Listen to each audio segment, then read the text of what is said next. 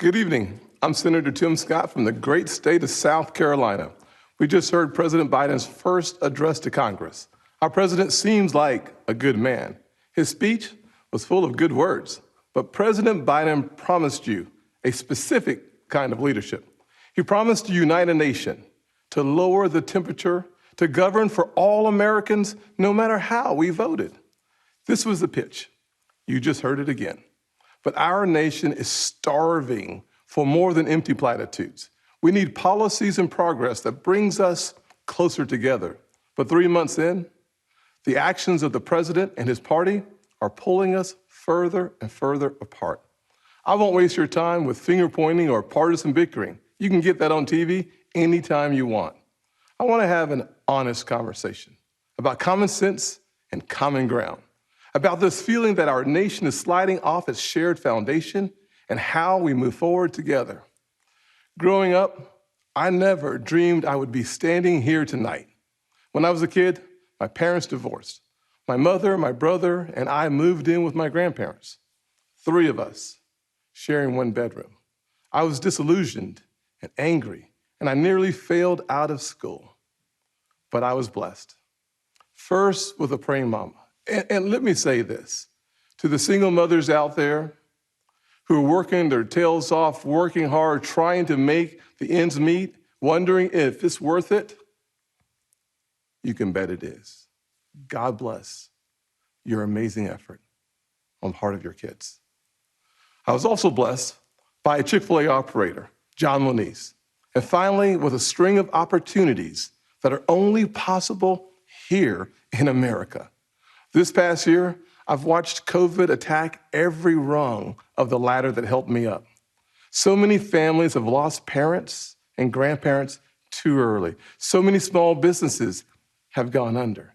Becoming a Christian transformed my life, but for months, too many churches were shut down. Most of all, I'm saddened that millions of kids have lost a year of learning when they could not afford to lose a single day. Locking vulnerable kids out of the classroom is locking adults out of their future. Our public schools should have reopened months ago. Other countries did. Private and religious schools did.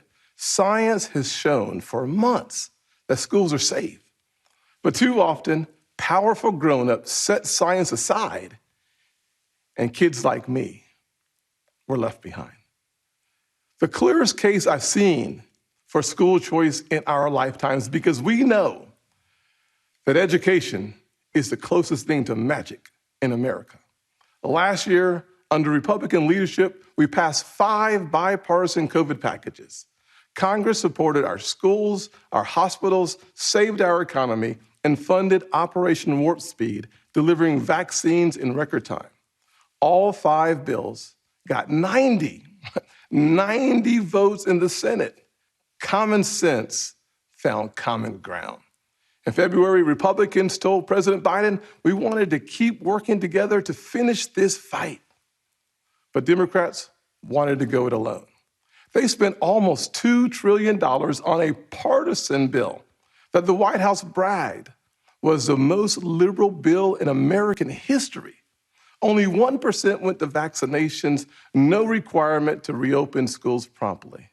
COVID brought Congress together 5 times. This administration pushed us apart.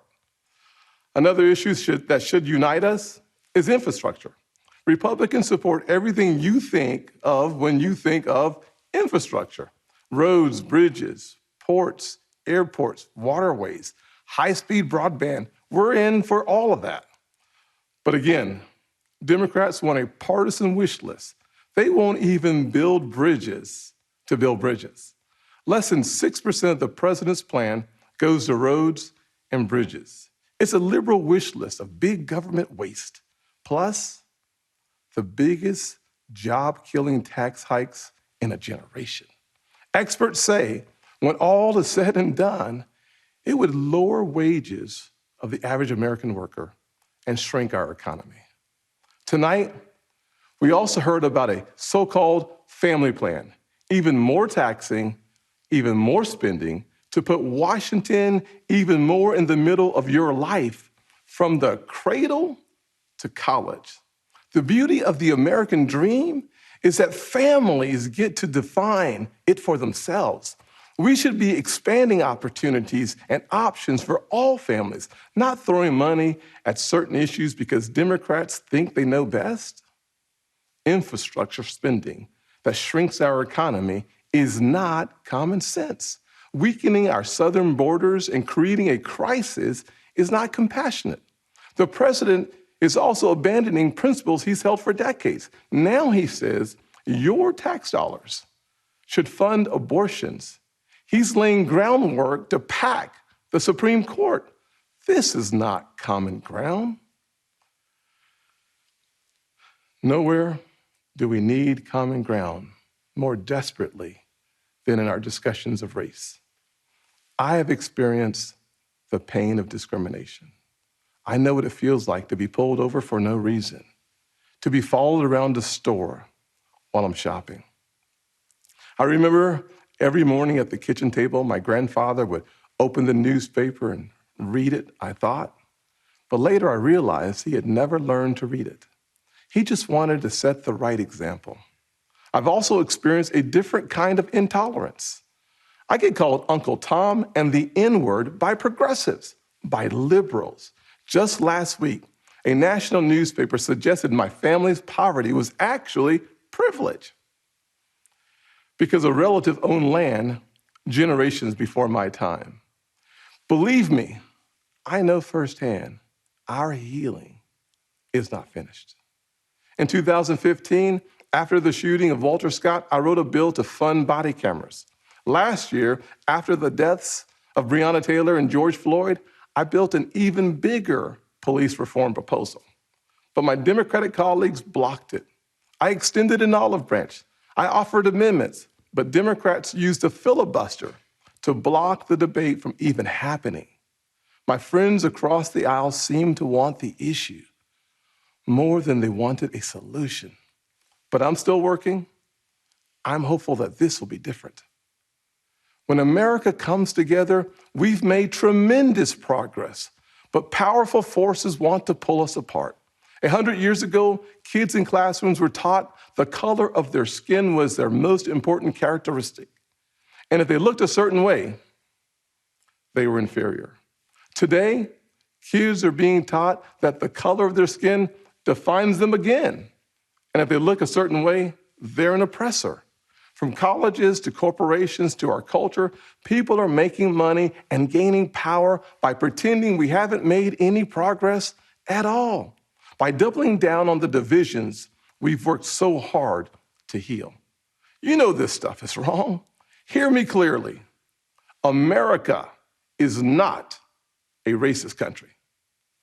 It's backwards to fight discrimination with different types of discrimination, and it's wrong to try to use our painful past to dishonestly shut down debates in the present.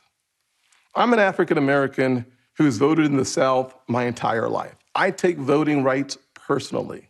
Republicans support making it easier to vote and harder to cheat, and so do the voters. Big majorities of Americans support early voting, and big majorities support voter ID, including African Americans and Hispanics. Common sense makes common ground. But today, this conversation has collapsed. The state of Georgia passed a law that expands early voting, preserves no excuse mail-in voting, and despite what the president claimed, did not reduce election day hours. If you actually read this law, it's mainstream. It will be easier to vote early in Georgia than in Democrat-run New York. But the left doesn't want you to know that. They want people virtue signaling by yelling about a law they haven't even read. Fact checkers have called out the White House for misstatements. The president absurdly claims that this is worse than Jim Crow. What is going on here? I'll tell you, a Washington power grab. This misplaced outrage is supposed to justify Democrats' new sweeping bill that would take over elections for all 50 states. It would send public funds to political campaigns you disagree with and make the bipartisan Federal Elections Commission partisan. This is not about civil rights or our racial past. It's about rigging elections in the future. And no, the same filibuster that President Obama and President Biden praised when they were senators, the same filibuster that the Democrats used to kill my police reform bill last year, has not suddenly become a racist relic just because the shoe is now on the other foot. Race is not a political weapon to settle every issue the way one side wants. It's far too important. This should be a joyful springtime for our nation. This administration inherited a tide that had already turned. The coronavirus is on the run. Thanks to Operation Warp Speed and the Trump administration, our country is flooded with safe and effective vaccines. Thanks to our bipartisan work last year, job openings are rebounding. So why do we feel so divided? Anxious. A nation with so much cause for hope should not feel so heavy laden. A president who promised to bring us together should not be pushing agendas that tear us apart. The American family deserves better, and we know what better looks like. Just before COVID, we had the most inclusive economy in my lifetime, the lowest unemployment rates ever recorded for African Americans, Hispanics, and Asians, and a 70-year low nearly for women. Wages were growing faster at the bottom than at the top. The bottom 25% saw their wages go up faster than the top 25%. That happened because Republicans focused on expanding opportunity for all Americans. In addition to that, we passed opportunity zones, criminal justice reform, and permanent funding for historically Black colleges and universities for the first time ever. We fought the drug epidemic, rebuilt our military, and cut taxes for working families and single moms like the one that raised me. Our best future will not come from Washington schemes or socialist dreams. It will come from you, the American people, Black, Hispanic, white, and Asian, Republican and Democrat, brave police officers in Black neighborhoods. We are not adversaries. We are family. We are all in this together, and we get to live in the greatest country on earth.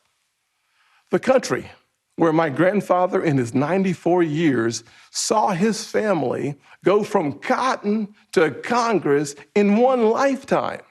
So I am more than hopeful. I am confident that our finest hour is yet to come. Original sin is never the end of the story, not in our souls and not for our nation. The real story is always redemption. I am standing here because my mom has prayed me through some really tough times. I believe our nation has succeeded the same way because generations of Americans in their own ways have asked for grace and God has supplied it. So I will close with a word from a worship song that really helped me through this past year of COVID. The music is new, but the words draw from Scripture. May the Lord bless you and keep you, make his face shine upon you and be gracious to you. May his presence go before you and behind you and beside you. In your weeping and your rejoicing, he is for you. May his favor be upon our nation for 1,000 generations, and your family and your children and their children. Good night, and God bless the United States of America.